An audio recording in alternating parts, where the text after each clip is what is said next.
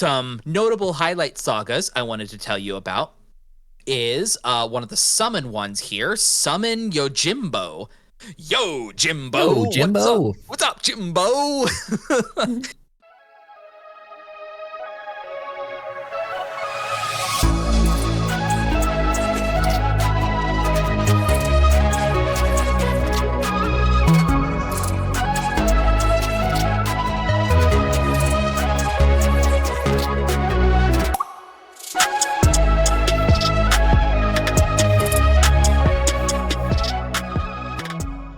Salutations to all of our Magic fans and Final Fantasy fans alike. Welcome to today's episode of the MTG Thoughtcast. We have a packed one for you today. We're talking about 6 unique brews from the Final Fantasy Magic crossover set that my brother and I have come up with ourselves. We're going to go through some highlights of all of those deck lists.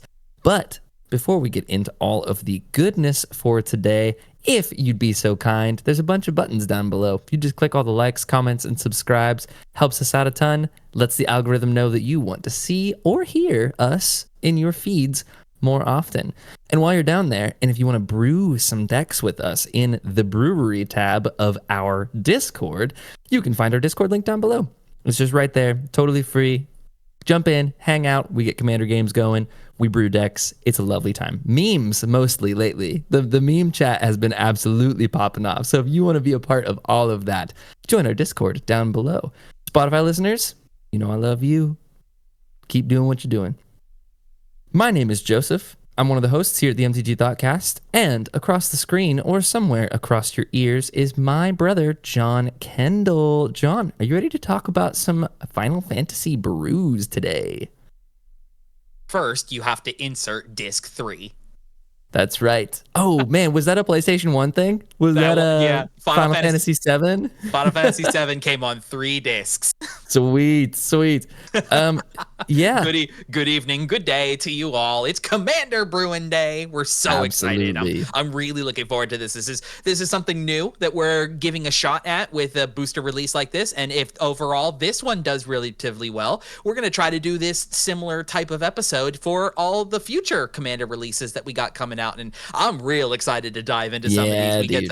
We get to go into some really fun synergies and deck building ideas and just honestly some really dumb, stupid stuff that should hopefully inspire you to maybe build some decks like these from some commanders you may not have thought about when looking at this set. Yeah, this is going to be like an anthology of small deck techs for some commanders that John and I have been brewing, as I mentioned in the intro. So John, do you want to just take us straight away with the first deck that you were working on from Final Fantasy? Excellent. Yeah, let's get into it. So like I was just saying, the idea of what kind of we're going with here is that Joseph and I have been making decks based around commanders that are new and in this Final Fantasy set. We are pulling from commanders and pieces that are both part of the main booster set and individual pieces that came out of the pre-con decks. Not necessarily the face commanders, but those are not necessarily off the table for future episodes like this here. But neither of us have done any of the pre-con face commanders. So the first one I would like to tell you about that I've been brewing with is one of the legendary creatures that is new from out of the pre-con deck. If I'm not mistaken, this one came out of the Esper, Scions, and Spellslingers. It did. Deck. I believe this one, yeah. So my commander deck for your entertainment is, let's see if I can get this name correctly, Papalymo Tolimo. I think that is close enough, correct? Seems right to me. An Orzhov Spellslinger shell I am calling my neighbor Totilo. Totimo. Clever. Clever. It's a fun play on joke. That's going to be the joke of this here, is we made funny names for all of these here. So Papalymo itself, whatever it is, a dwarf wizard. It's white-black for a legendary dwarf wizard is a 1/2. Whenever you cast a non-creature spell, Papalymo deals 1 damage to each opponent and you gain 1 life. And then for a 4-mana tap and sacrifice him ability, each opponent who lost life this turn sacrifices a creature with the greatest power among creatures they control. For my build, I didn't necessarily focus so heavily on that bottom part of ability. It is a cool piece of text that they're able to do in a pinch if you absolutely need a really, really strong collection of creatures removed from the battlefield. What this build is focusing on more so than anything is that top line of text essentially reading as a gutter snipe side kind of thing, where we're going to be casting non-creature spells and dinging the table as we do this. And I like this idea on what this commander is doing. Spellslinger is absolutely nothing new to the commander deck building idea. You see this a lot in Grixis and Izzet and Mono Red and stuff like that, but you don't see a lot of white black Spellslinger. Yeah, agreed. It's when I think Spellslinger, I think blue red, obviously. And for this to be neither of those was so fascinating when you told me that you were brewing this. Yeah, because you still kind of end up with the same net result, whereas like as you're casting non-creature spells as well, by the way. So the the open-endedness of this, of what you can do, like you could build this artifacts, you could build this enchantress. My build in specific, we are kind of leaning more towards instants and sorceries because we've got stuff in here like Magecraft and other when you cast instants and sorcery type of cards. But you could go in a variety of different shells with this here. But the biggest collection of spells that I thought of that was going to be ideal pieces to go alongside of Papalymo is, especially in black, the card draw cycling spells that like black's most known for is things like Night's Whisper, just as to pick one out of the gate is something that draws you cards, but also makes you lose life. With Papalymo down, you are negating some of that life loss. Not all of it, but you are directing that damage out to everybody and regaining yourself a little bit of life back as you cast these spells.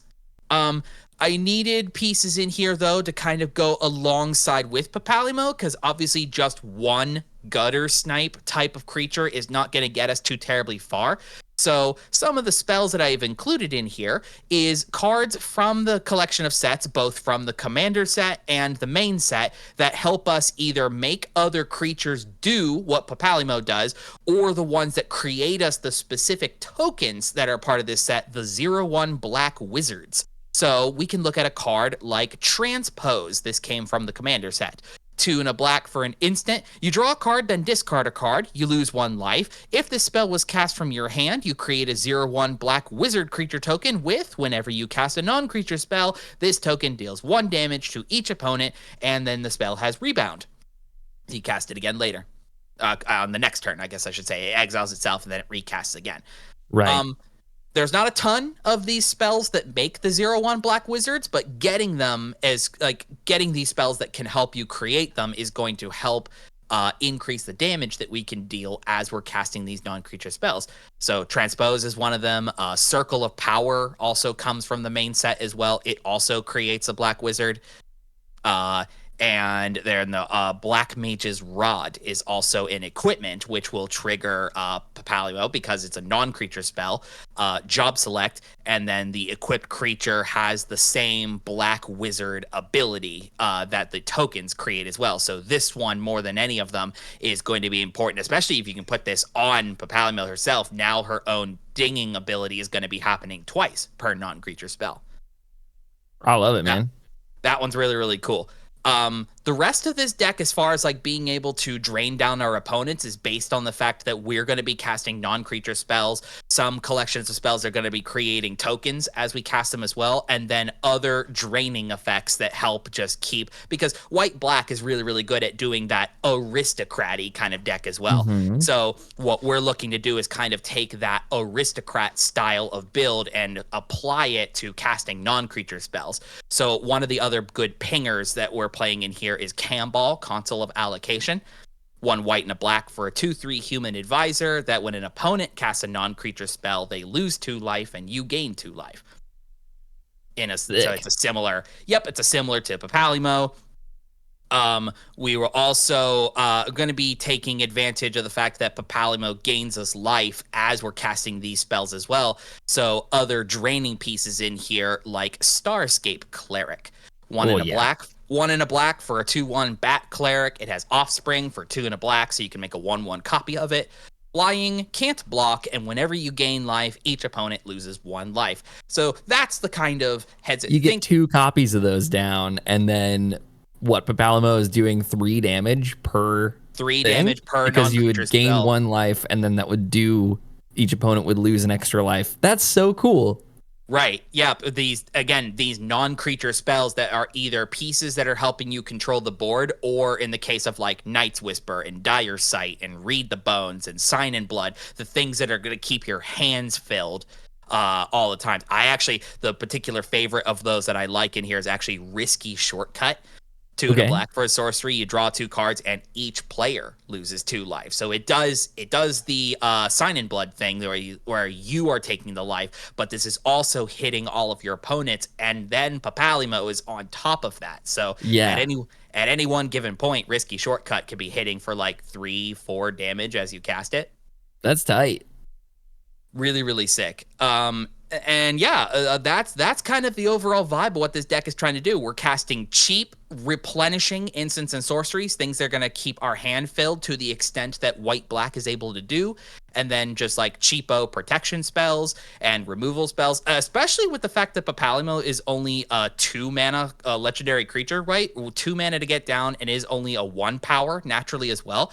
We can play some really sick Reanimator pieces in here to help keep them on the battlefield long term. Easy stuff like Unearth, a single black sorcery that returns a creature card with mana value 3 or less from your graveyard to the battlefield, and then it also cycles. That's so tight. That one's really, really sick. But that's Orzhov Spellslinger. Cast cheap instants and sorceries and artifacts and enchantments. Lock down the board with creature generating effects like Monastery Mentor and Sedgemoor Witch, things like that. Keep drawing cards, keep gaining life, keep draining the table, ping all of them away dead. You win. So funny. It's such a sick deck. Are you just not going to mention the deals damage plus infect little bit that you've got in here as well? Yes, I have your Phyresis and your Tainted Strike. Yeah. That could be something fun that you're able to do. Think like that same kind of like trickery that you can do with like Nekisar, or basically any commander that is able to ping its damage out to everybody. If you hit Papalymo with something like the Tainted Strike that I've got in this list here, if you're able to deal enough damage over the course of that turn, you can just infect everybody out of the game as well. Wild. Especially That's awesome. with the Phyresis as well. Very, very fun. But, hey, man, great deck. Very, very cool. I was like skeptical at first because it sort of just reads as a gutter snipe, but you've really convinced me that this is very sick. Also, like all those cheap Reanimator spells being also protection spells means that you can use that sacrifice ability if you have the Unearth in hand and just like, sacrifice it, keep the table clear, get my Papalymo back, keep the chain going. Oh, yeah. Oh, I thought you would be real happy to see the inclusion of a Dewdrop Cure in there as well. One of my favorites, bro. Yeah, so sick. Returns 2 target creature cards with mana value 2 or less to the battlefield. If you promise the gift, you get to get 3 of them back as well. So, like, recur Papalymo, recur Blood Artist, recur Leonid Lightscribe. Yep.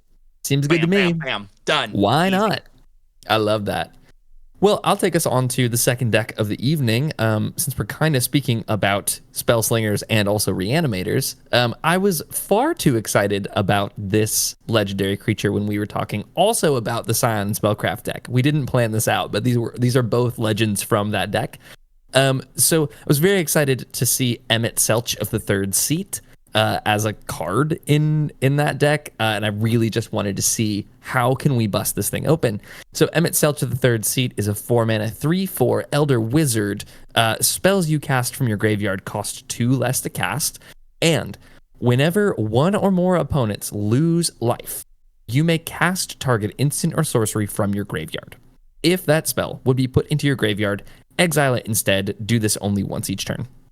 So this plays like a Snapcaster Mage, functionally every turn, because all it cares about is that one of your opponents has lost life. So if one of your opponents attacks another opponent and they lose life, you get the Emet-Selch trigger. So it's that easy. There's also a couple of ways that I've included in this deck to just make sure that your opponents are taking damage every turn.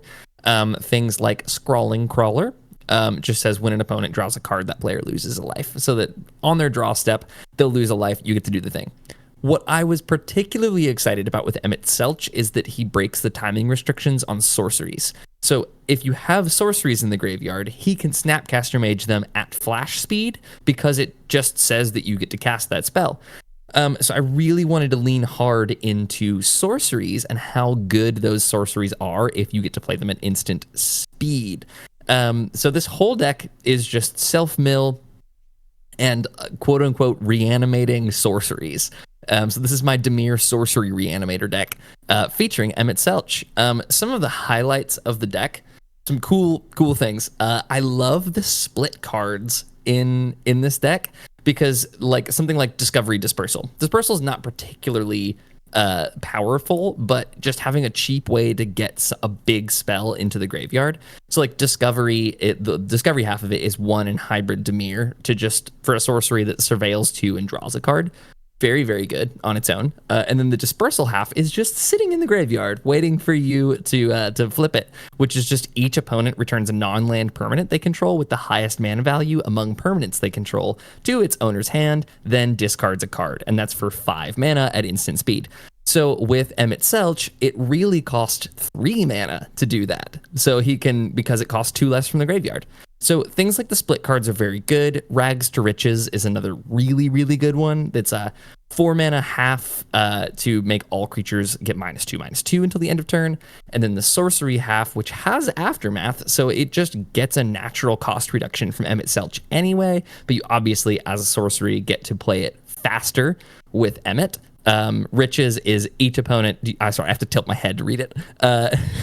So each opponent chooses a creature he or she controls. You gain control of those creatures for 7 mana, which really becomes 5 mana with Emmet's ability. There's so many cool things to do with this. You know, I love self-mill decks. I love graveyard decks.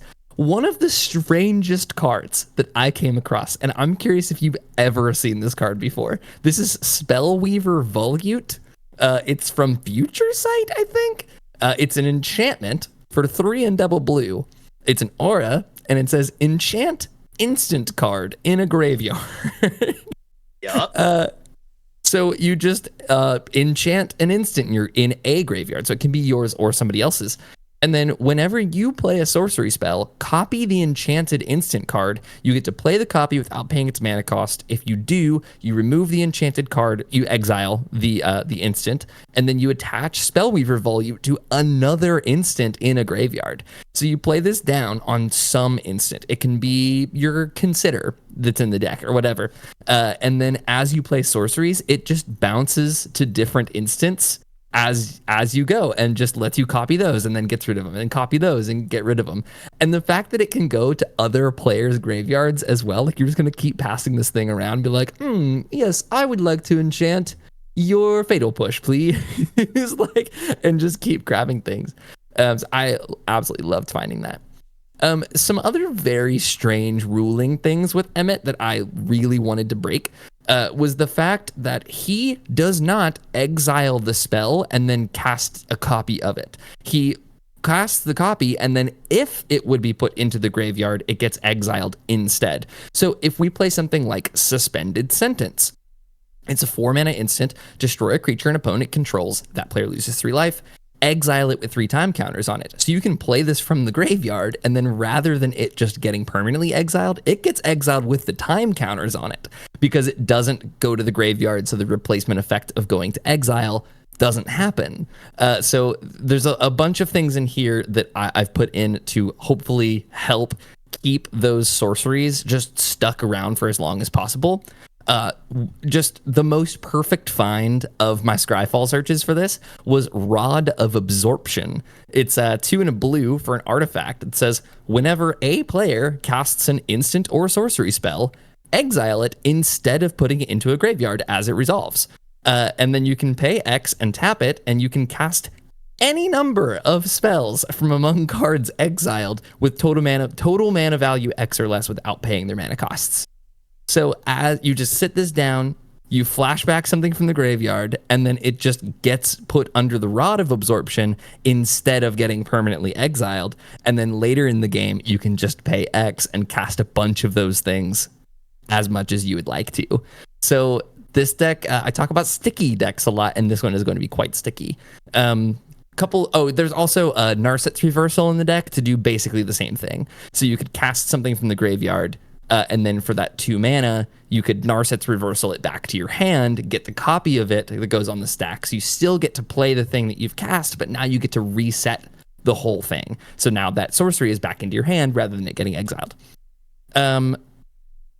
Very, very powerful instants and sorceries in the deck. I think Irenicus's Vile Duplication is one of the stronger things you could be doing, because the cost reduction from graveyard would stack if you have 2 Emet-Selches, and then anytime an opponent would lose life, you get to double Snapcaster Mage your stuff. You just get to snag 2 things, and both of them cost 4 generic mana less. So... I mean, I love a good being able to make a token clone of your commander. You know what I mean? Anything that you can double up on in decks like these, right? That's one of the restrictions when it comes with commanders. Like, oh, you've only got the 1 card, and even if it's your commander, it's like you've only got the 1. But no, let's make more copies of that and do stupid stuff. You know? Absolutely. All I want to do is instant speed Clone Legion and just like make a bunch of my opponent's creatures all at once. Yes. Last couple of fascinating things. We've just gotten Gifts Ungiven back from the ban list. This is a beautiful Gifts Ungiven deck because you just, again, search for 4 differently named cards, and then an opponent can put them in the graveyard. So in this case, you actually can just pick the whole 4 and just find your 4 worst things, because you're going to get to cast all of them anyway, whether they go to the graveyard or whether they go to your hand. You also can do the Gifts Ungiven thing and just search for 2 of them to put them into the graveyard, which leads me to Entomb as well, because I didn't realize that Entomb just says search your library for a card and put it into the graveyard. Yeah. I only ever Entomb for creatures, and I think it's really neat that with Emmet, you could just Entomb for a sorcery and put it into the graveyard because you'd like to cast it later. Really love that one. One of your favorite sorceries, John, I threw in the deck as soon as I can find it. It is, Rise from the Tides. This is maybe the perfect Rise from the Tides deck, because we just want instants and sorceries in the graveyard. Yep, and then you got your army ready to go, right? Because the thing with a deck like this is like you don't have solid guarantee ways to make sure, especially during your turn, that opponents will be losing life. And so the incentive to have creatures to make sure that you can start dinging some damage with even something simple as like combat is a good reassurance that you can have in a deck like this. Yeah, 100%. And there's things like Propaganda is in the deck to make sure that your opponents are attacking each other rather than attacking you. And then, like I said, we also have Scrawling Crawler in the deck to make sure that they're losing a life on their draw step. But I do think that one of the main goals of the deck is cast Rise from the Tides as many times as humanly possible, to just get a huge army of 2/2 zombies and then try to win out from there. But I was equally as excited building this deck as I was reading Emmet for the first time. So I really am looking forward to maybe building this one. Honestly, I've been looking for a Dimir graveyard-focused deck, and to have something as weird as this might just be right up my alley. I like it. It's very, very fun, being the just that big thing that you found of like, as soon as somebody on an off turn deals combat damage to one of your opponents, you just get to have an instant speed sorcery card that just like, games are not normally built around that in mind. You'll catch people off guard as pretty frequently, be like, hey, because as a whole, what the game is concerned, sorceries tend to kind of be made a bit more powerful because of the restriction that you normally can only do them during your turn.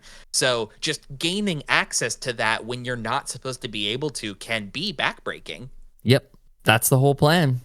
Let's move away from the instants and sorceries flashback, and let's talk about one of the coolest included new mechanics that came as part of Final Fantasy, and that is the Summon Saga creatures. Yeah.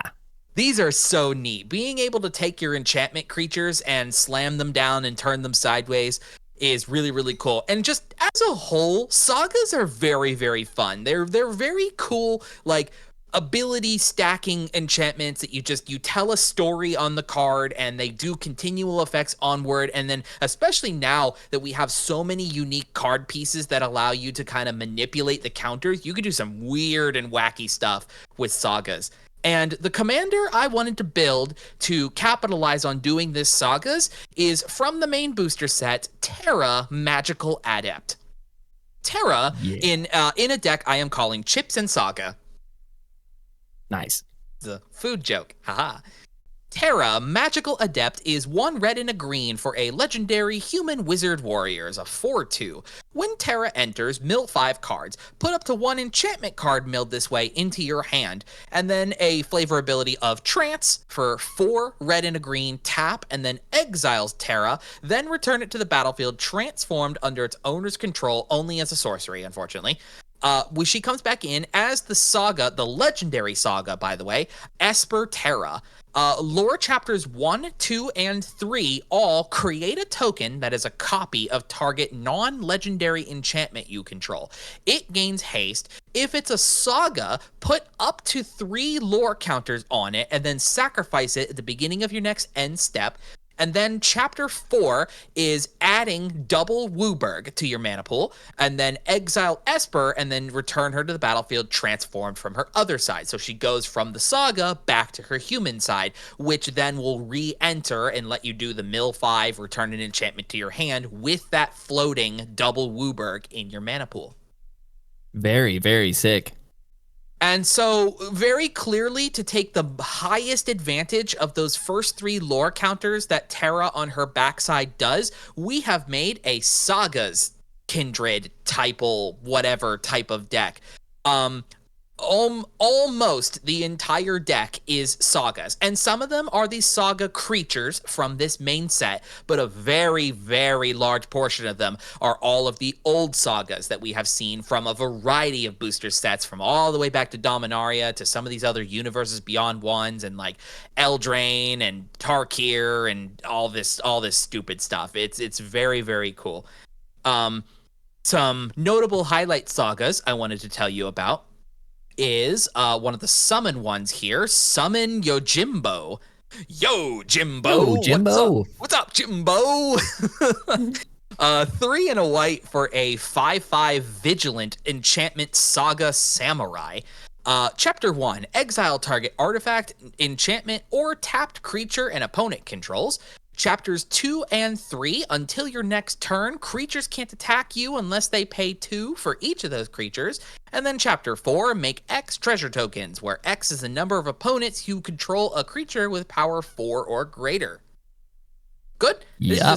This is all just good. Cool. This is kind of the thing with Sagas, isn't it? Where it's just like good, better, best. Like they typically are pretty good all the way around. The best part I love about this up at the top right there is that this is not a exile an artifact, enchantment, or tapped creature until it leaves play. Like, that thing's just gone. There's no getting that thing back. And we'll be talking about it a little bit later as well. Obviously, just with Terra as well, you can make token copies of this for a few potential turns, and you can set that lore counter to keep coming in at 1. That's the cool part with her back half, is that because when it says that you can have the Saga token come in with up to 3 extra lore counters, that reads in a sense of like whatever ability you want on that Saga as you make the token of it, you get to keep doing that on repeat for as long as you want to. Right. Question for you. Yes. If you do like the max amount of lore counters on it, would it just immediately sacrifice itself after its last ability? Yes. But it would get sacrificed on the end step anyway, so who cares? Yeah, so the only thing that would be kind of wonky with is these creature ones, because the creature one gains haste, but if you pop it immediately to its top lore ability, then it'll sacrifice due to its own nature of being a Saga. So there's a little bit of weird non-bo when it comes to like maxing out a Saga token from Terra if it's already a live creature, which is why I have included most of these ones that are not creatures naturally, so you could like go full lore value off of her token creating ability and not have to worry about losing out creature value, if that makes any sense. I'm tracking. So another really cool one, another Saga that's in here is Summon Valifor. 4 and a blue for a 5/4 flying enchantment Saga Drake. Chapter 1 is each opponent chooses a creature with the greatest mana value among creatures they control. Return those creatures to their owner's hands. And then chapters 2, 3, and 4 taps up to 2 target creatures and puts a stun counter on them. To 1 target creature. Up to 1? Excuse me. I'm sorry. I thought that said 2. I'm misreading the card. Up to 1 target creature. Excuse me. But you get to freeze down 1 creature for a very, very long time on a 5/4 with flying. This is a cool one to give haste to because the flying is going to help it get in for combat damage more frequently. Another sick one. Those are the 2 summons ones, at least anyway, that I wanted to talk about. The other sagas are just really, really cool sagas to not only make token copies of, but just really, really cool in these decks as a whole. The first one I want to talk about is the Ballad of the Black Flag from the Assassin's Creed set. One in double blue for a saga. Chapters 1, 2, and 3 all mill 3 cards, and you may put a historic card from among them into your hand. Artifacts, legendaries, and sagas are historic, so this is going to be drawing you sagas every turn. And then forget that sagas are historic.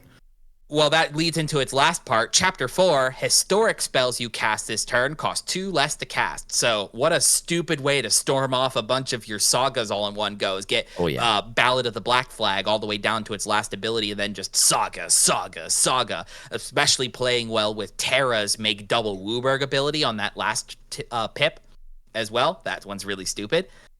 Joseph, I thought you would get a kick out of one of these Fallout sagas that I'm playing in here. Vault 11, one of the vaults? Vault 11, Voter's Dilemma. 2 white and a black.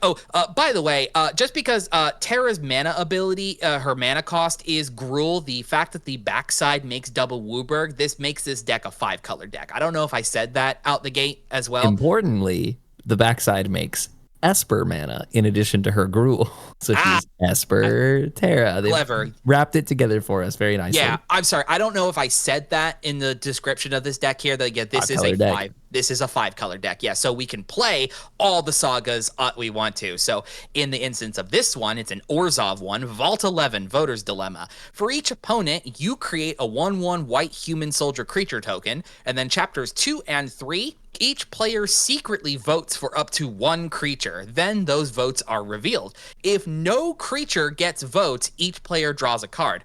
Otherwise, destroy each creature with the most votes or tied for the most votes. So everybody should just pick no creatures and then everyone wins. Yeah. But if anyone is like, I vote for that thing, it gets destroyed. Right. Because I guess the lore behind this, to just take a brief sidestep here, the lore is that this vault was all about people voting the leader, that they didn't want to be the leader because somebody was voted for a leader for a year and then killed. So yearly elections came down to please put them in charge. Please do them. You know what I mean? Interesting. It's such a man. The stories behind these are so cool. This is maybe the commander deck that has the most text of any commander deck that you could possibly play. Like most of the cards are just top to bottom text. Like just flipping through it, I'm like, oh my god, I'm reading like 17 cards per card. There's a lot of triggered abilities going on in here. But what if you want to keep telling these stories over and over and over again? The other core aspect of what this deck is going to be trying to do is pulling away the lore counters that are adding up onto the sagas so that you can keep doing the abilities on repeat. Not only for like having them just down naturally themselves, but like if you remember for Terra's back half, she'll make those at that up part as well. She'll make token copies of sagas, which by the way, her herself could also be something that you rip the lore counters off and keep doing that token creation of other sagas on repeat. But the sagas you have in play are going to keep having their lore counters being added up. So we're going to be playing a bunch of cards in here that help us remove those counters to utilize them in other aspects. My favorite one in here being Xavier Sal, the Infested Captain. Insane. Black, a green, and a blue legendary creature, human fungus pirate. He's a 3/3. He has 2 tap abilities. The one we care about the most is tapping, removing a counter from another permanent you control to populate, activate only as a sorcery. That Oh, works really. are there tokens that you're making in the deck, Joel? Uh, Mostly that's all the creatures. All these other sagas are in here. They are creating tokens in some capacity. Just going through a quick skim. There's 2/1 cat warriors, 2/2 Astartes warriors, 3/3 wraiths, 2/2 knights, 8/8 octopuses. So like most all the creatures that we're creating in this deck are coming off of tokens from the sagas. Are you seriously missing the connection between Xavier Sal and Esper Terra, where you can remove the counter to continue to make a token copy of another saga and populate that token copy of the saga that you've just made? Is something you can do too. Yes, you're right. I Oh my apologize. god. That's a very cool ability as well. He has That's a bottom. so cool. He also has flavor text. Yeah. Well, I guess like so you can proliferate the lore counters, and then that triggers the next lore ability as well. So Yeah, that's nasty. That is Proliferate's something insane in this deck. Xavier Sal may actually be the best Sagas commander outside of Terra herself. He's really, really cool. Another really cool one is something like the new card also from the commander decks, Oaka Traveling Merchant. He can just tap, remove a counter from a non-land permanent you control to draw a card. So you can just you just rip those lore counters off of him, and you will draw a card as you are keeping your sagas cheap. Sick. The last like really, really cool like payoff card to sagas is another non-saga enchantment that's in here called Historian's Boon. 3 and a white for an enchantment. Whenever it or another non-token enchantment enters the battlefield under your control, you create a 1/1 white soldier creature token. And then whenever the final chapter ability of a saga you control triggers, you make a 4/4 white angel with flying and vigilance. Easy. That's super good, especially with Terra just being able to slap that last one immediately onto the one that she creates a token of. So you just go like get the last ability, it sacrifices itself, and you make a 4/4 angel with flying and vigilance. That's fire. Yep. And that's the deck. That's the idea. You want to get Terra down. You're gonna be playing these sagas. They're gonna continually do a bunch of abilities for you. Some of them will make tokens. Some of them will get you mana. Some of them will be removal. And you'll get Terra to her backside and keep making token copies of them and do those abilities all over again and trigger enchantressy stuff, make more tokens, destroy more creatures, lock down the board, question marks, profits. Something I'm particularly interested in about this deck is that it is 100% sorcery speed. There is just no paying attention on your opponent's turns, and that sounds lovely because of how many game actions you're going to be taking on your own turn. You absolutely could add pieces in here that allow you to cast these like sagas with flash if you want to. So like you could do like Leyline of Anticipation. That works with the enchantments theme of this deck as well. So throw a couple things in here if you want to that would be able to let you play at instant speed. But yeah, as a whole, this is just tell your tales during your main phase and let everybody else sort out their problems.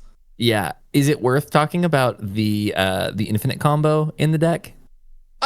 Yeah, I could bring it up, I suppose. It doesn't really do anything, but it is really funny. So it involves the saga called 3 Blind Mice. 2 and a white, first lore makes a 1/1 white mouse. 2 and 3 makes a token copy of a target token you control, and then 4 gives creatures you control +1/+1 vigilance until end of turn. The important part on 3 Blind Mice is that the chapters 2 and 3 doesn't say a token non-saga. So if you can make 3 Blind Mice a token, it can start making token copies of itself. That's something that Terra is able to do. You can have Terra make a token copy of 3 Blind Mice that then her own ability can set that lore to chapter 2, and it can start making a token of itself. And then you also add into there this wheelhouse here, the legendary creature from the Doctor Who set, Barbara Wright. A 2-mana 1/3 that gives sagas you control read ahead, meaning as they enter, you get to choose what lore counter they go on to. So as long as you get a token copy of 3 Blind Mice and Barbara Wright, the token will have the read ahead. You set it to chapter 2, and then it can make another token of itself, and you repeat that for however long you feel is necessary. You need to have something else in this engine to make a payoff of some capacity, like Idle on a Blossoms can draw out your deck, or if you play anything else that cares about like when an enchantment enters the battlefield, or whatever. It's a really, really slow and dinky combo, but it is something stupid you can do. Infinite Blind Mice. There it is. There you are. Yeah. We did it. I guess maybe play like you could play like Starfield of Nyx, and then all these tokens of 3 Blind Mice are creatures. Right? Yeah, you could do that, I suppose. There's ways to make that valuable, but it's just the fact that it's there and is that easy. Like even just 3 Blind Mice and Terra is really good. Just continuing to make token copies of it itself. And then Barber, right, just going like, okay, this is infinite now. What can we do here? Those are some of my favorite infinite combos, is how do we make this work? Yep. All right. Well, speaking of how do we make this work, I'll take us straight on to our next deck. This is one that I brewed. If you listened to last week's episode, you've heard me mention this. I've been teasing this idea that I've had for a long time of a Minigames deck. Because if you know me, you know that one of my favorite games, genuinely, is Mario Party, because I love a minigame. And Magic has quite a few of those, and I consider a minigame to be anything that makes the entire table pause and do something else before they get back into the main game. I like it both as it highlights the social aspect of Commander, of us going like, okay, we're having this fierce battle, and there's dinosaurs and dragons and human knights and all these things, and then everybody, let's pause real quick. We're gonna play a quick commercial break, and then we're gonna come straight back into the main game. So this is the Minigames deck, and I've built it as a mono red deck with the commander being a Cait, Sith, Fortune Teller. So this is from I forget which deck this one comes from. Do you remember, John? Oh, 7. This comes from the Cloud deck then? Yeah, the Limit Break deck. Yep. Cool. Great. So Cait, Sith, Fortune Teller is 4 mana for a 3/3 legendary artifact creature cat Moogle. With an ability called Lucky Slots, which is mostly why I picked it. It's at the beginning of combat on your turn, scry 1, then exile the top card of your library. You may play that card this turn. When you exile a card this way, target creature you control gets +X/+O until the end of turn, where X is that card's mana value. So we're playing a deck that has a lot of really high mana value red enchantments specifically. So this is going to be regularly pumping for 4 to 6 extra damage on something, let alone just being a card advantage engine, because it's just impulse drawing you every turn. If you have played at all with Tavern Brawler, that is exactly the same ability, except it staples the scry 1 onto it. So Cait Sith is a very cool value engine on her own. And then, yeah, just Lucky Slots. We're just playing. It's a game for yourself to kind of see what you're flipping over. It's gambling. I love gambling. Speaking of gambling, of course, we have Krark the Thumbless in the deck. I could not be building. Oh, this is a bracket 1 deck, by the way, just to be very clear. This whole deck is based around mini games and gambling. So this is Krark the Thumbless is heavily featured in here because we have 11 instants and 10 sorceries that all would love to be doubled or sent straight back to your hand. But also, Krark has a neat ability where as you exile the card with Cait Sith, and you go to, if it's an instant or sorcery and you go to play it, you either are going to get to double it or put it back to your hand and get to try again later, so it doesn't just live in exile forever. So he is both functional and flavorful, which I like to think as is a big part of this deck. This is a really good deck for if we're looking for a real win con in the deck. Lelia, the Blade Reforged, is one of the better cards in here because it just does the impulse draw thing and then gets bigger as we go on, and we want this thing to be huge. Some of my absolute favorite mini games that are included in this. This is largely inspired by the new card Triple Triad, which is 3 red for an enchantment at the beginning of your upkeep. Each player exiles the top card of their library. Until end of turn, you may play the card you own, exiled this way, and each other card exiled this way with lesser mana value than it, without paying their mana cost. So you want to flip something big, and then you'll get everybody else's cards as well. There's cards like Brainstone in this deck to function as your brainstorm, so you can put, your Blasphemous Act back on top of your library to make sure that happens. So that's one of the best mini games. Obviously, Wheel of Misfortune is just one of my that is the perfect mini game, because you literally have to play a side game of betting your life total and figuring out what everyone's going to be doing. So it's largely based around things like that. And speaking of betting your life total, I found this card called Mage's Contest. Have you ever heard of this, John? Only in name, but not actually knowing like what it actually does. Okay, so Mage's Contest is 1 red for an instant. You and target spell's controller bid life. You start the bidding with a high bid of 1. In turn order, each player may top the high bid. The bidding ends when the high bid stands. The highest bidder loses life equal to the high bid, and if you win the bidding, counter that spell. Amazing. So It's so bad. So you either top it out and counter a spell, or you force somebody else to lose life to make sure that spell resolves? Yeah. Sick. It's perfect. It's a perfect card. I've also been known to play a Mana Clash here and there. This is a single red mana for a sorcery. You and target opponent each flip a coin. Mana Clash deals 1 damage to each player whose coin comes up tails. Repeat this process until both players' coins come up heads on the same flip. So you two just keep flipping coins until both of you flip heads at the same time. And then anybody who takes a tails just takes a damage for each one of those. So again, just stupid little mini games on your turn. And then you go, great, I'm done. Pass the turn. Good luck. Genuinely, I think a really good one in the deck is Prisoner's Dilemma. This was That's a from good card. Yeah, dude. So it's 3 red and a red for a sorcery. Each opponent secretly chooses silence or snitch. Then the choices are revealed. If each opponent chose silence, Prisoner's Dilemma deals 4 damage to each of them. If each opponent chose snitch, Prisoner's Dilemma deals 8 damage to each of them. Otherwise, Prisoner's Dilemma deals 12 damage to each opponent who chose silence. And it also has flashback for 5 red and red. So you get to do this twice. Basically, the way this works, if everyone stays silent, everybody only takes 4 damage. If everybody chooses to snitch, everybody takes 8 damage. If a few people choose to stay silent and like one person decides to snitch, then the snitch takes nothing, and everybody who didn't choose to snitch takes 12 damage, which is a walloping. Oh my goodness. Absolutely love it. That is certainly what we're here for.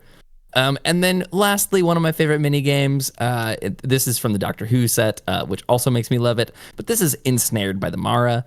This is 2 red and a red for a sorcery. Each opponent faces a villainous choice. They exile cards from the top of their library until they exile a non-land card. Then you get to cast that card for free, or that player exiles the top 4 cards of their library, and Ensnared by the Mara deals damage equal to the total mana value of those exiled cards to that player. So this this is the whole point of the deck. It just puts people in a conundrum. Not only that, but you might be able to tell the theme of the deck and how to actually maybe win the game is this whole cast from exile thing. So something like Ensnared by the Mara that makes people exile until they hit something, it exiles 1 at a time and checks every single time. So for something like Lelia, this is just going to completely boost her up. So Ensnared by the Mara, the interesting side of this is that the player who's playing like a high mana value deck is probably going to give you something for free because they don't want to flip those 4 cards and take all that damage. And the player who's playing low mana value stuff, whose stuff you don't really want anyway, is probably just going to choose the Exile 4. So, because they're not going to take a ton of damage and they don't want to give you a free card. So, Ensnared by the Mara is real, like, stuck between a rock and a hard place. I found that for all of the villainous choice cards. But most importantly, it just pauses the game and everybody does something and checks some cards and then you can pass the turn and move on. So, I don't really know if this deck can win, but it certainly can have a really, really good time doing it. Oh yeah, you weren't gonna mention the tempt with mayhem you've gotten here as well. Like who wants a Ooh, spell? tempt me. Yeah, who I'm wants some so spells? tempted. I'm gonna let's cast this chaos warp. Would you like a chaos warp? Would you like a chaos warp? Now I'm gonna chaos warp 4 times. Them. Yeah, it's so good. It's I amazing. can't, in good conscience, actually recommend somebody to build this deck, but please check out the deck list down below. Playtest it a little bit. Maybe go on Spell Table, pull up the playtest link, and just see what you can do. Yeah. I love your red redirect spells you've gotten here as well. Things like Will's Reversal. Those things that like you don't expect red to have counter magic. But like, let's have you take this instead. Yeah, These man. I love this deck. Winds of Change in here just for fun.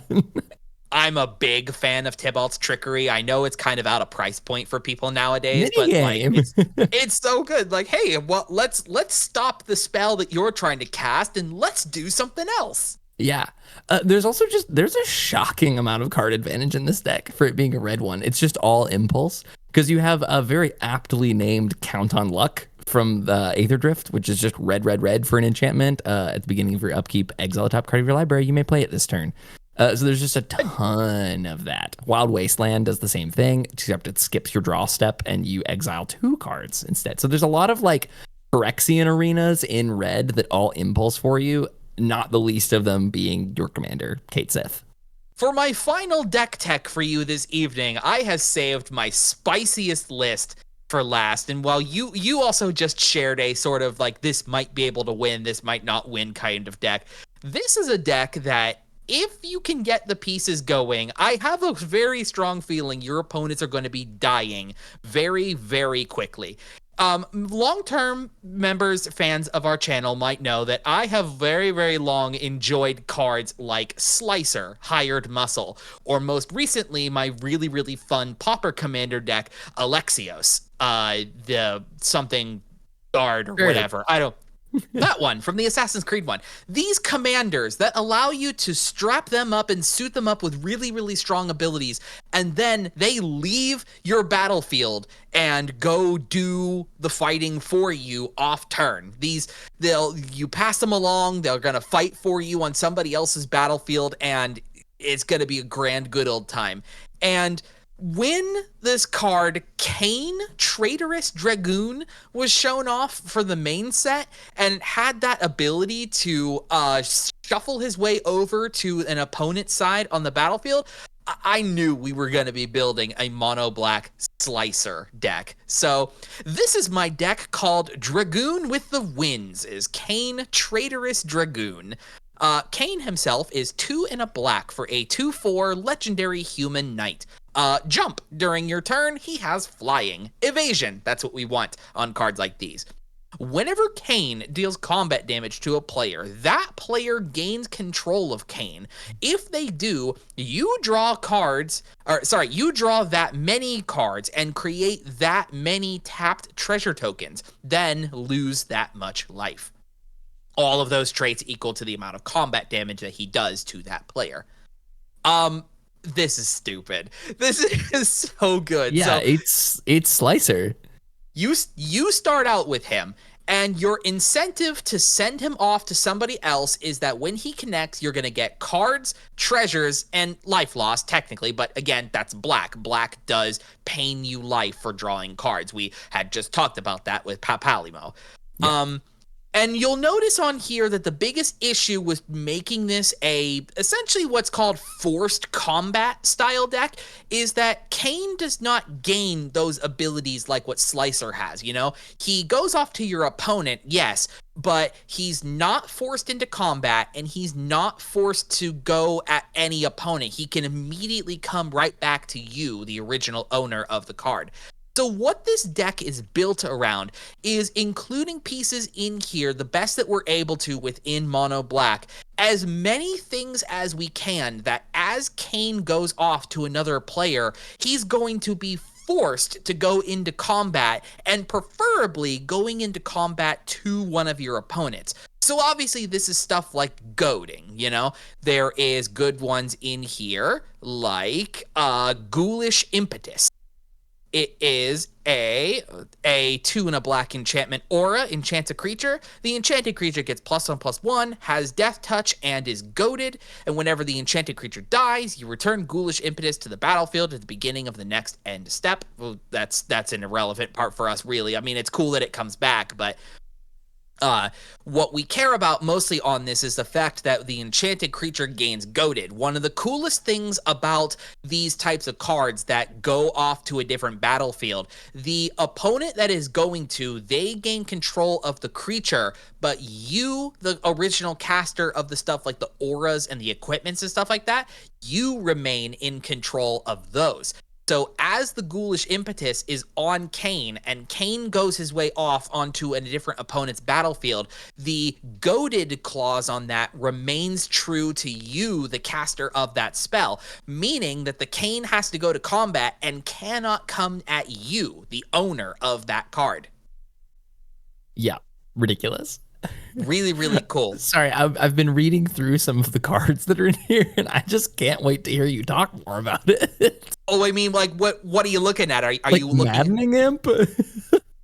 Yeah, Maddening Imp, and then to an extent, Walking Desecration as well. Both of these are going to be cards that help us make sure that during a turn, Kain is able to go to combat. I wanted to do Walking Desecration. I'll go back to the Imp in a minute here, but Walking Desecration is 2 and a black for a 1/1 zombie with a tap ability for black, tap, and creatures of the creature type of your choice attack this turn if able.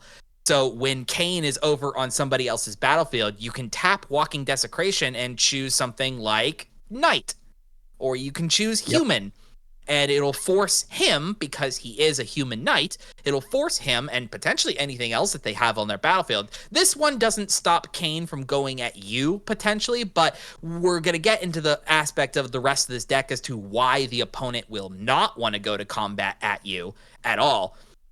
Yeah, these are just other small mono black, because here's the inherent problem with this deck is that there is not a lot of long-term effects in, especially for just this mono color, that help you keep Kain going to combat all the time. I mean, we had talked about Ghoulish Impetus. There's a few that other. Seems like the best of them. Yeah, Ghoulish Impetus is in here. Eye of Nidhogg is another one as well that forces goading. Parasitic Impetus, and that's kind of it as far as like the goading is concerned. The other ones that can help force go to combat is stuff like Bloodthirsty Blade.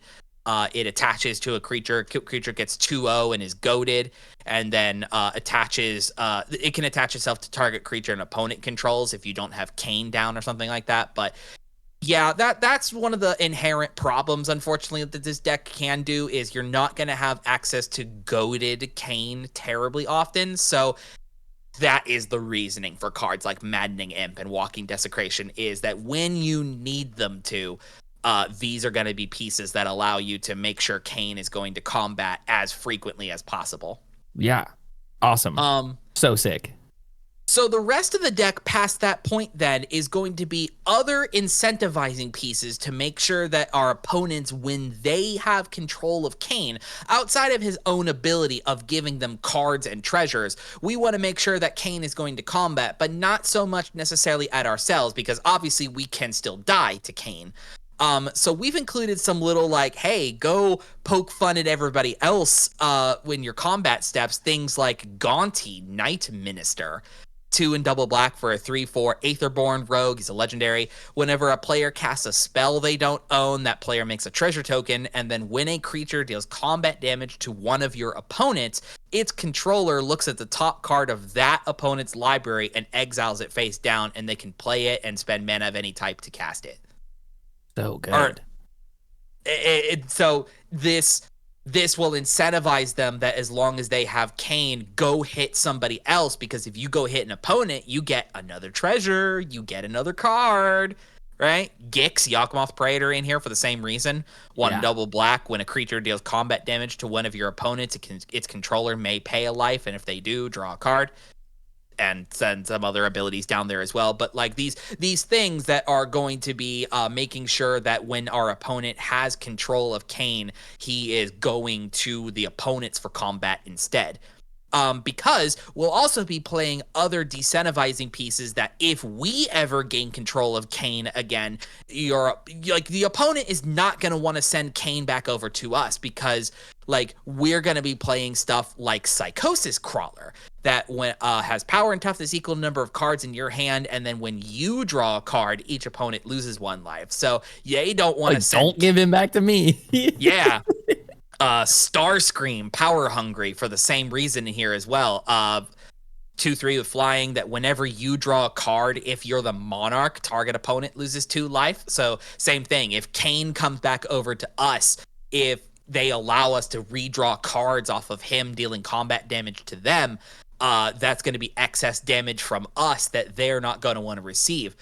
But then just as a whole, we've got in general pieces that are just going to punish them no matter where Kain is going. So, stuff like Fate Unraveler, that whenever an opponent draws a card, a Fate Unraveler will deal 1 damage to that player. Yeah, super good. We'll also punish them for making those treasures with stuff like Disciple of the Vault, a 1-mana 1/1 that whenever an artifact is put into a graveyard from the battlefield, you may have target opponent lose 1 life. And as a matter of fact, we play that one political, right? Like Kain makes an opponent some treasure tokens and then goes off to a different opponent. If that then opponent starts burning the treasure tokens, you can have Disciple of Vault send that damage to whoever you want, It's not that person who cracked the artifact who loses the life. You, the controller of Disciple of Vault, gets to choose who loses that life. Very, very blood artisty, I would say criminally underplayed Disciple of the Vault. Even just outside of our brews here, like in the treasure era of Commander, Disciple of the Vault should see way more play to punish people for playing treasures. And especially the ones that you're giving them. Mm-hmm. Just that last big cool thing I wanted to make, because the other part of the deck that's in here as well is going to be just power boosting equipments, especially that can help get Kain through for combat damage. That's obviously the big focus of what this deck is trying to do. So when you have access to get extra power stuff onto Kain, this will be how you are able to get combat damage through. And that thing that I had mentioned about is that when Kain is in control on somebody else's battlefield, they control Kain, but you still control the equipment. But my favorite one that benefits you, the original owner of Kain, is a silly little friend from Unfinity called Strength Testing Hammer. It's a single mana equipment that when the equipped creature attacks, you roll a 6-sided die. The creature gets XO until end of turn, where X is the result. And if it then has the greatest power or is tied for the greatest power among creatures on the battlefield, draw a card. That's going to draw you so many cards.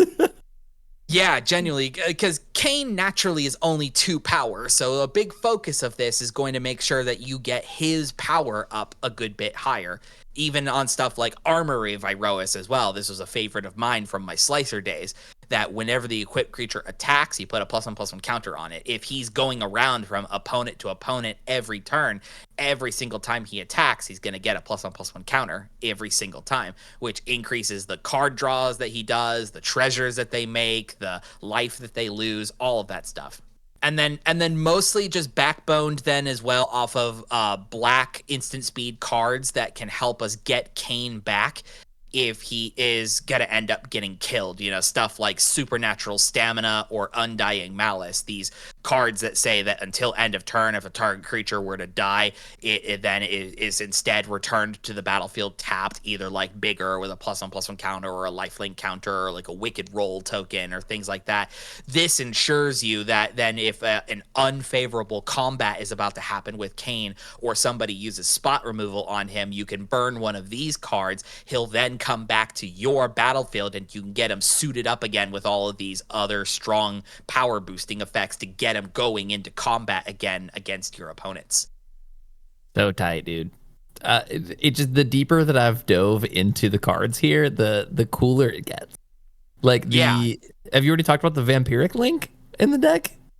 No, I didn't. Color shifted. So it's a 1-mana aura enchanted creature, it just has whenever enchanted creature deals damage, you gain that much life.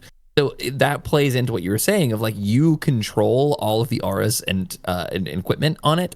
So whenever he deals damage to anybody, you gain all that life. So you're just that link just keeps gaining you life as he keeps transferring around the board. And then my favorite thing is that if everything else goes to shit, you've got a homeward path. You can just like, no, give me back.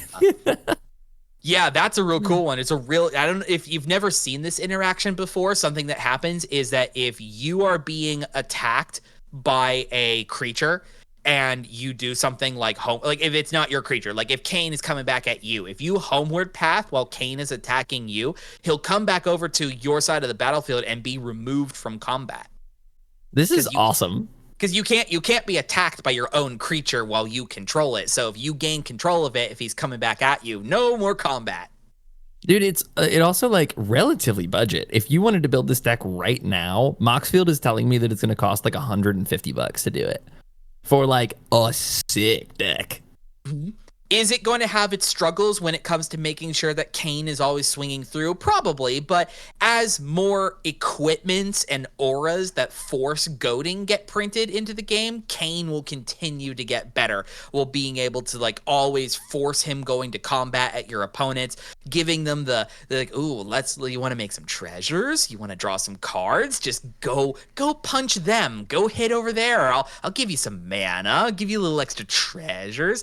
Yeah. Oh, you want to swing back at the controller? No, I'm going to regain control of him. No, he's going to kill him and return to the battlefield under my control. How about I'm going to draw those cards and you'll get dinged for all that damage instead? And it just goes on and on and on. It feels like the most thematically black deck that you could do. One last really neat interaction that I saw as I was digging through this that I want to point out is the background that's in the deck. The Agent of the Shadow Thieves, because the way the backgrounds work is it's just commander creatures you own, not the ones that you control. So the background, like they remember their background as they move around the board. So with something like Kain, Agent of the Shadow Thieves is going to give it when this creature attacks a player, if no opponent has more life than that player, put a +1/+1 counter on it. It gains Death Touch and Indestructible. So it can just incentivize them to continue to attack your opponent that has the highest life total to keep it getting bigger and keep attacking at them, because that +1/+1 counter equates to another card that they will draw because of how much damage he's dealing. So there's so many weird little interactions in here that are so tight, dude. This is awesome. I love it. I'm a big fan of it. You know, slicer style commanders is something you don't get to see too terribly often in Commander nowadays. So a card like this, while even needing to work at it for a little while, I think there's some real stupid stuff you can do with a card like this. So tight. I really like it, man. I really hope that you build this. Somebody in our Discord was mentioning how many new uncommon legendary creatures got added to the format with Final Fantasy, because legendary creatures is it's a thing that Final Fantasy set is doing. So I decided to pick one of these uncommon legendaries and build a Pauper commander around it. For those that have been around the channel for a while, you know that we love Pauper commander. We've featured it multiple times. We play it pretty often on game nights. And Pauper commander is something that we're really stoked about, especially in 2025. So I picked Quina Q Gourmet. I think it's Q. This is a 2 and a green for a legendary creature Q, which it's the only card it's a Q.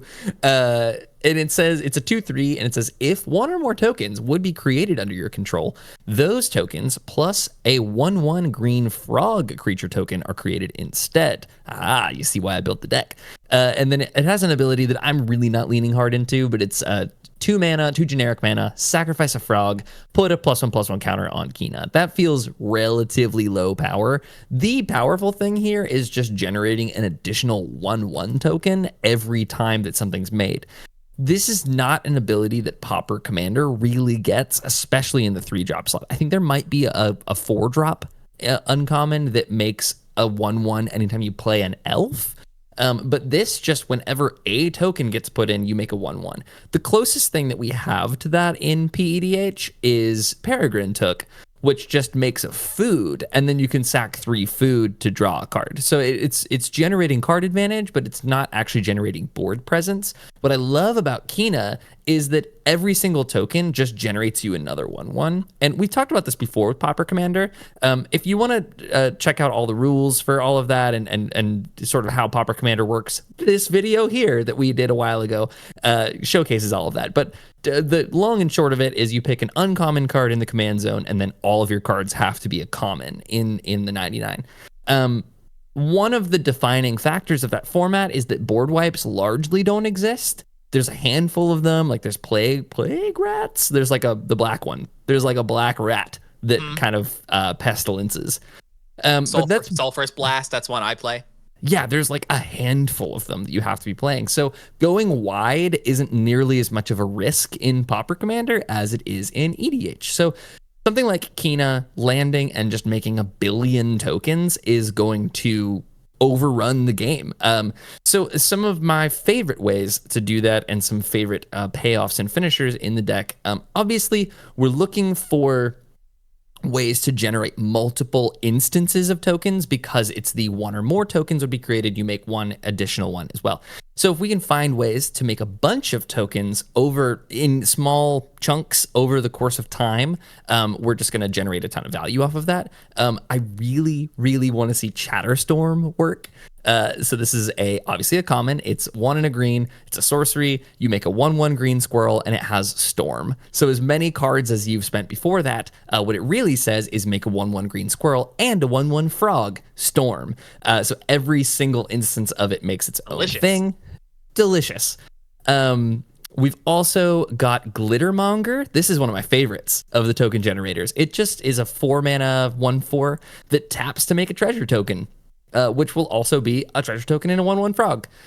There's weird little instances of things like Return from the Wilds, which is a 3 mana sorcery with it's a modal spell and you choose 2. The first ability, which we're not going to use, is search your library for a basic land onto the battlefield tapped, then shuffle. I guess you could if you want.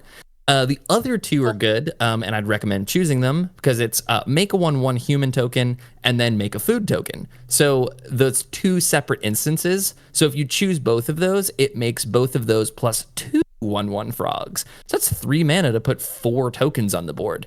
And that's really good for something like Cloakwood Swarmkeeper, which is a single mana for a 1/1 with an ability called Gathered Swarm, which is whenever 1 or more tokens enter the battlefield under your control, put a +1/+1 counter on Cloakwood Swarmkeeper. This thing gets huge because that's 4 separate instances of tokens entering. That just makes this a 5/5 for 3 mana. Really, really love that. There's a handful of like landfall mega tokens, like Elfsworn Giant, which is a 5 mana 5/3 with reach, and landfall make a 1/1 green elf warrior token. A handful of ways to make all of these tokens bigger, and the most flavorful of them is the background Master Chef to go on for Quina Gourmet, which is obviously a chef. Master Chef is it's a legendary enchantment. It's a background. It says commander creatures you own have this creature enters with an additional +1/+1 counter on it, and other creatures you control enter the battlefield with an additional +1/+1 counter on them. So it's going to make every single one of our 1/1 tokens 1/1 tokens with a +1/+1 counter on them. So make some 2/2s. All of a sudden, that starts getting really scary. Like as soon as those get to +1/+1 on all of these, and you've got like 7 2/2s in play, like that gets scary fast. To get them even bigger, we also have You Meet in a Tavern. This is from one of the Baldur's Gate sets. So 2 green and a green for a sorcery. You choose one. You either form a party and look at the top 5 cards of your library, reveal any number of creatures, put them into your hand, and the rest on the bottom of your library. That's good. And then Start a Brawl is creatures you control get +2/+2 until the end of turn. So this is sort of our overrun effect in common. Outside of that, it's pretty slim pickings for making stuff get wide and go bigger. So the main plan is just going to be go super, super wide, which of course Quina is very good at. Got your favorite guy in here, John, Marching Duodrone. This little idiot. You love that silly little fella. There is technically an infinite combo in the deck with, I think I've got this right. So track me on this. Basking Brood Scale is a common, obviously. It has some other abilities, but the important one is whenever one or more +1/+1 counters are put on Basking Brood Scale, you may create an 0/1 colorless Eldrazi spawn token. So that alone is good. It has an adapt 1 ability, which will put the counter on itself, We have Ivy Lane Denizen, which is whenever another green creature enters the battlefield under your control, put a +1/+1 counter on target creature. Those two, obviously the Scion is colorless, but with Quina, you make the Scion and a green frog, which will be a green creature entering.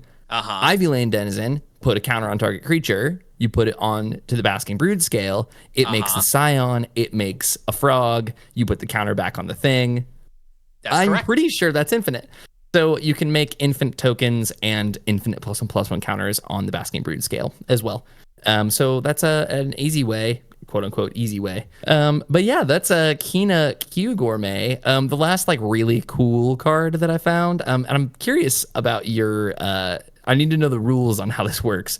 But Sprout Swarm is it's a 2-mana instant with Convoke and Buyback 3 that just puts a 1/1 green Sapperling into play. I'm pretty sure that you can tap creatures for that buyback ability as well, because it's an additional cost. So Convoke, you can tap a creature while paying. It reduces its cost by a generic or a mana of its own color. So you basically can tap 5 creatures to play and buy back the Sprout Swarm, which will make a Sapperling and a frog. And then as you make a few more, you can just tap 5 of them, make a Sapperling and a frog. One of the cooler ways to continue to make them. So, like I said, this is an ability that Pauper Commander has not really had to just go wide on generic tokens and then try to make them bigger. So I'm actually really excited to see this deck maybe make a splash in the PEDH community. Shout out PEDH community. We love you guys.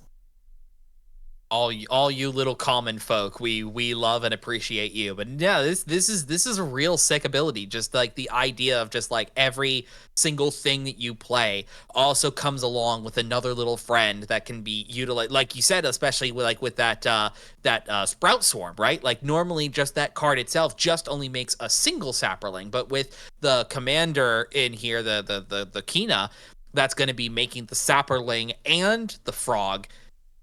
So that gets you closer to just like continually keep doing the buyback cost on that over and over and over again. That they could be getting bigger, with the things like the Ivy Lane Denizen, or if you've got the Master Chef down in play as well. Like do I want to win the game by having Quina and Master Chef in play? Like that's absolutely, that's so just a flavor flavorful. Win. That's just a flavor. Do you win. understand now why I meant like the second ability on Quina is assuredly just flavor? I don't want to be getting rid of these frogs. I want to be making more of them.